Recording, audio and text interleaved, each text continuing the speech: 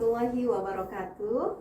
Alhamdulillah, bersyukur kita kepada Allah, hari ini kita kembali bertemu dalam bincang-bincang santai.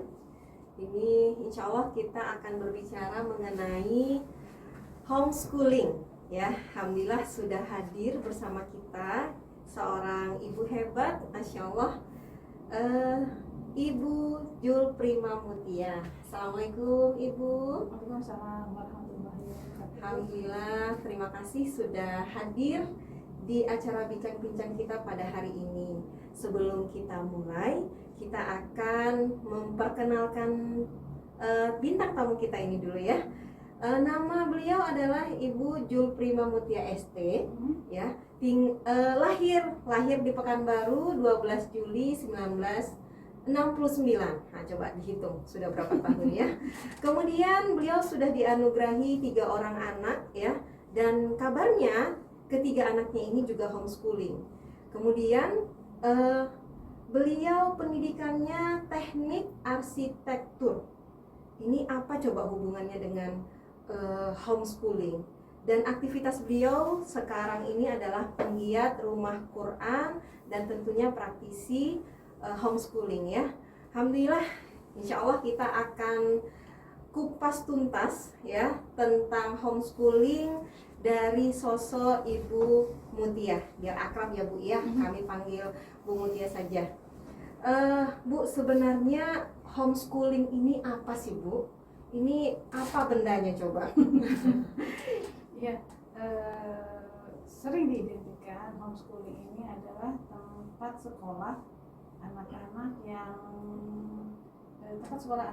yang berkebutuhan khusus, tempat sekolah anak-anak yang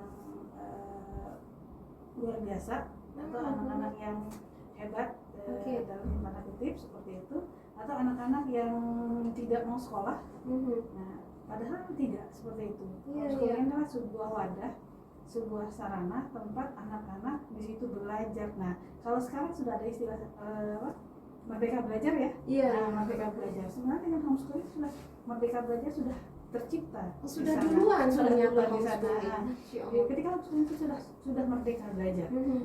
Sekarang ada kampus merdeka, sekolah merdeka, kan seperti itu Merdeka Belajar. Itu sebenarnya di homeschooling sudah terjadi seperti itu. Semua sudah tercipta di situ. Homeschooling ini adalah merupakan bagian dari salah satu bentuk pendidikan. Bentuk pendidikan ada 2. Sekolah formal dan sekolah informal. Dia ada sekolah formal dan informal. Jadi homeschooling termasuk dalam kategori sekolah informal. Jadi di rumah lah tempatnya. Tapi bukan berarti sekolahnya di rumah saja. Sekolahnya itu ya bisa di mana? Di pasar, di mall, di tempat bermain, di sanggar, atau di mana saja itu bisa.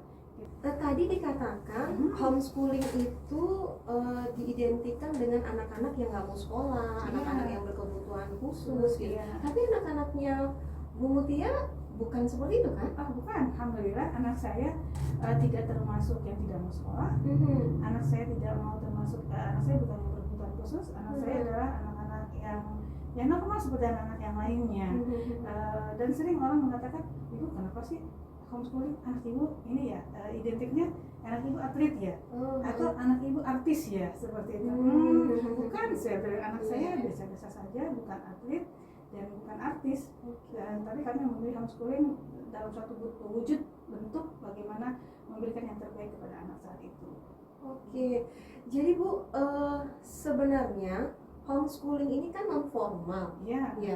Itu kira-kira mereka kalau misalnya dinyatakan lulus itu seperti apa? Sebelum kita sampai di tahap itu, kita lihat ketika untuk sampai pada tahap homeschooling, tentunya gurunya harus ada dahulu. Karena konsep saya adalah konsep Islam, umum madrasah ula, berarti ibu adalah madrasah pertama anaknya. Ya kan? Ya, ibu madrasah pertama anaknya, jadi ibulah yang memantaskan dirinya menjadi guru. Sering saya kebetulan saya lulusan teknik arsitektur, sering diremehin orang, suka apa sih anak teknik ngajar? Iya. Kok anak teknik ngajar? Iya. Terus saya dengan santainya menjawab, mengajar itu butuh teknik. Jadi dibalik ya. Mengajar itu butuh teknik. Kenapa? Karena kita harus tahu bagaimana mengendalikan anak. Nah, permasalahan yang ada di homeschooling adalah anak-anak biasanya lebih nurut kepada gurunya daripada orang tua. Ketika kita menjadi guru di rumah, otomatis peran kita ganda. Iya. Bagaimana kita memposisikan diri kita juga didengar sama anak. Nah, itu yang harus dikuasai ilmunya, ilmu pendidikan di situ. Nah, ketika saya mengambil homeschooling sebagai pilihan alternatif, pilihan anak-anak ketika SD, tentunya saya harus mengupgrade diri saya untuk mempunyai ilmu-ilmu tersebut yang tidak saya dapatkan di bangku perkuliahan. Teknik tadi ya. Iya. Nah, tapi saya combine ya. Ketika saya di teknik adalah teknik arsitektur itu membangun benda mati. Nah, saya combine ini dengan saya harus membangun benda hidup, rumah tumbuh. Rumah tumbuh itu ya anak-anak kan saya bertumbuh. Bangunan itu konsepnya itu siapa kan? Nah, kalau di homeschooling ini Bu, sebenarnya yang jadi guru itu kan orang tua tadi seperti yang Ibu jelaskan. Guru utamanya. Guru utamanya. Oh, jadi ada guru kehidupan yang lain adalah ketika contoh ya, ketika anak-anak saya bawa ketika subuh. Ketika subuh setelah selesai sholat subuh, kita berjalan di Jalan Sudirman, di Jalan Arifin Ahmad, di sekitar rumah itu kita lihat banyak guru-guru kehidupan anak-anak. Pagi-pagi sekali itu ketika selesai subuh anak-anak ada yang jualan koran. Atau ketika saya ajak anak saya ke pasar ikan, itu kan jijik ya, pasar ikan yang kalau kita pasar tradisional itu sangat becek, bau gitu ya. Itu di situ kita bisa mengajarkan kepada anak kita banyak guru kehidupan di situ, ya kan? Karena bau ikannya ya sampai di rumah dia bau, badannya bau, gitu kan? Baunya ganti baju mie gitu, bau ya, bau ya nak ya. Nah, kali waktu saya ajak dia ke toko parfum. Nah, ketika kita baru masuk ke toko parfum, harum sekali, wangi, ya, wangi, harum. Terus ketika pulang kita nggak jadi beli, bau itu masih harum. Masih nempel wanginya. wanginya. Nah, saat itu saya sampaikan kepada anak saya bahwa begitulah kita berteman. Contohnya ya, jadi kan kita berteman dengan yang bau-bau, kita akan terciptakan baunya. Ketika kita berteman dengan yang harum, kita akan tercium harumnya. Nah, itu guru kehidupan anak-anak, itu juga gurunya. Tapi berarti kan orang tua sebagai guru ya di homeschooling itu juga berarti harus punya wawasan yang luas juga tentang walaupun kita banyak juga kan orang yang melihat sebenarnya ini adalah guru-guru kehidupan gitu ya. Tapi tidak banyak orang yang bisa mengambil ibroh ya dari apa yang mereka lihat gitu. Berarti kan ketika Bu Mutia menyampaikan itu kepada anak-anak, artinya kan juga harus mempunyai ilmu dong tentang itu gitu. Ya betul, kita harus banyak belajar. Kita harus bergabung di sebuah komunitas. Ada komunitas. Jadi ada komunitas di situ kita belajar bersama, kita sama-sama mentadabbur ini seperti apa anak saya, seperti apa berikutnya. Jadi kita saling sharing cerita. Ada satu contoh kasus ketika pengalaman saya adalah ketika masih kecil anak-anak, itu pagi hujan deras dan itu membuat malas belajar, ya kan? Pagi-pagi jam 7 selimutan kan enak ya tiduran. Terus saya bilang hujan enak, kita main hujan. Oke, main hujan. Semua senang main hujan, semua main hujan sampai 1,5 jam main puas. Terus saya sudah selesai main hujan, udah selesai. Kita langsung mandi, saya mandikan semua. Selesai mandi, dikeringkan semua hangat, dikasih susu coklat, dikasih makanan hangat-hangat, udah selesai duduk cerita, wah anaknya main bola gini. Nah, dari situ kita bisa masuk banyak pelajaran. Tadi ketika sudah mulai hujan, ayo hujan nak, apa doanya? Kita baca doa hujan. Pelajaran agama masuk. Betul. Setelah belajar hujan main. Nah, setelah kumpul lagi setelah tadi main hujan, itu kita masuk lagi tadi hujan nak. Hujan itu turun ke bumi. Nah, kita langsung cerita itu proses dia turun ke bumi, dihisap akar, masuk ke akar, ke daun klorofil, nanti berputar sampai ke awan turun lagi. Nah, itu pelajaran IPA masuk, fisika masuk, semua di sana seperti itu ya. Jadi terakumulasi semua pelajaran-pelajaran di dalam satu momen. Kalau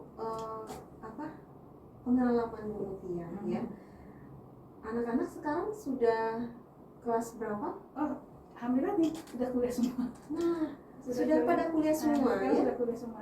Berarti kuliah kan formal ya, Ya. formal. Itu untuk dapat kan tadi non formal, kemudian nyambung ke formal itu alhamdulillah bisa semua ya. Alhamdulillah bisa. Jadi kan anak saya tiga-tiganya saya mengenal murid saya lah jadi. Iya. Murid saya 3 orang ini itu SD-nya paket A ya. Paket A. Ketika SMP semua saya masukkan ke pondok. Masukin pondok pesantren. Saya masukkan ke pesantren, pesantren SMP. Ketika SMA masuk lagi, ada yang 2 anak saya masuk sekolah formal lagi, tapi 1 homeschooling lagi SMA-nya, dan 3-tiganya kuliah sekarang 3-tiganya. Insya Allah. Jadi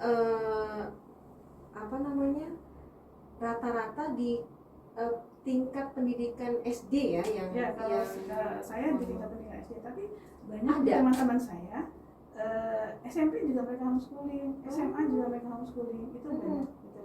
Itu tergantung kemampuan orang tua kali ya, manage-nya. Mungkin kalau SMA dia mungkin ada butuh guru-guru les tambahan, kan itu sudah sangat tinggi pelajarannya ya. Kalau SMA kan butuh les fisika, kalau IPA. Cuman kalau di Pekanbaru sekarang untuk paket IPA belum ada. Masih IPS. Kalau di Pekanbaru untuk paket masih IPS. Masya Allah. Jadi teman-teman, hari ini kita sudah paham ya tentang homeschooling. Baik teman-teman, alhamdulillah hari ini kita sudah mendapatkan gambaran yang cukup jelas ya tentang homeschooling oleh Ibu Mutia. Mungkin untuk penutup dari bincang-bincang kita ini, kita dengarkan terlebih dahulu statement, closing statement dari Ibu Mutia. Silakan Bu. Untuk yang ingin melakukan homeschooling itu dibutuhkan pertama niat, teruskan niat. Bahwa niat ini hanya bukan untuk gaya-gayaan atau ikut-ikut model-modelan zaman sekarang, tidak. Teruskan niat bahwa ini ibadah dan amalan yang lama, dan itu butuh stamina yang fit dan bagus gitu ya. Terus kerjasama tim yang sangat kuat di rumah tangga antara ayah, ibu, anak itu sangat diperlukan. Dan berikutnya adalah kerja tim dengan lingkungan yang lebih besar, dengan tetangga, dengan orang tua, dan itu dibutuhkan. Jadi sebelum melaksanakan murid, 3 ini harus dipokokkan terlebih dahulu sehingga ketika melaksanakannya itu enak, mudah, dan lancar. Baik, terima kasih banyak Bu Mutia atas penjelasan tentang homeschooling pada hari ini. Mudah-mudahan banyak ya ilmu yang bisa kita ambil, dan saya Elvira Rosa menutup perbincangan kita pada hari ini dengan lafaz hamdalah, alhamdulillahirobbilalamin, dan doa penutup majelis, subhanakallahumma wa bihamdika asyhadu an la ilaha illa anta astaghfiruka wa atubu ilaik. Minkum billahi taufiq wal hidayah. Insyaallah ketemu lagi ya di podcast berikutnya. Assalamualaikum warahmatullahi wabarakatuh.